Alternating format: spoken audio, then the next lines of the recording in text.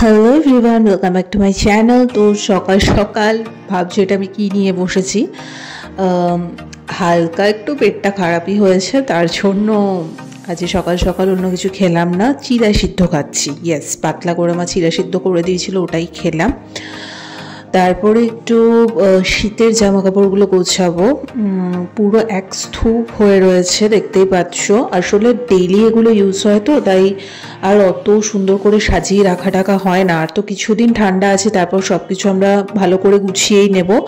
তো যাই হোক, তাও মনে হলো যে চলো এগুলো একটু সুন্দর করে গুছিয়েই রাখি।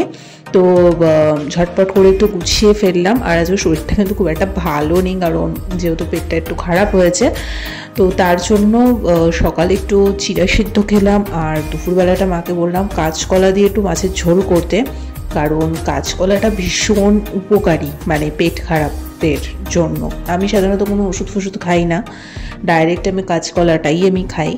তো যাই হোক, দেখতেই পাচ্ছ গুছিয়ে রেখেছে। আরও প্রচুর শীতের জামা কাপড় আছে, সেগুলো সমস্ত আলাদা জায়গায় রাখা আছে। আপাতত ডেইলি ইউজ যতটুকু করি ততটুকুই এখানে বার করা আছে। তো তারপরে স্নান টান করে পুজো টুজো দিয়ে দিলাম, আর লাঞ্চ করতে বসে পড়েছি। ওই যে ঠেকায় পড়লে কাঁচকলাটাও বন্ধ হয়ে যায়, ব্যাপারটা হচ্ছে সেটাই।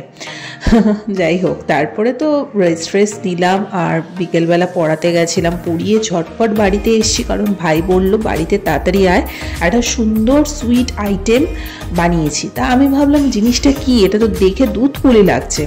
তো আমি ভাবলাম নর্মালি হয়তো কাটা যাবে কাঁটা চামচ দিয়ে, তো আমি ট্রাই করলাম, কিন্তু দেখছি ওটা ইটের মতো শক্ত। আমি ব্যাপারটা বুঝতেই পারলাম না যে ভাই এটা কি বানিয়েছে।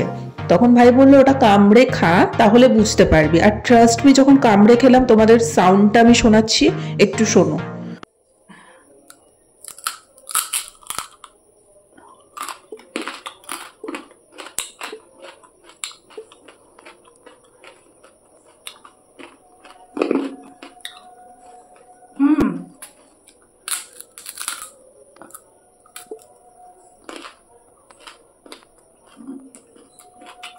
খেতে পুরো জিভে গজার মতো হয়েছিল, সত্যিই খুব ভালো হয়েছিল খেতে।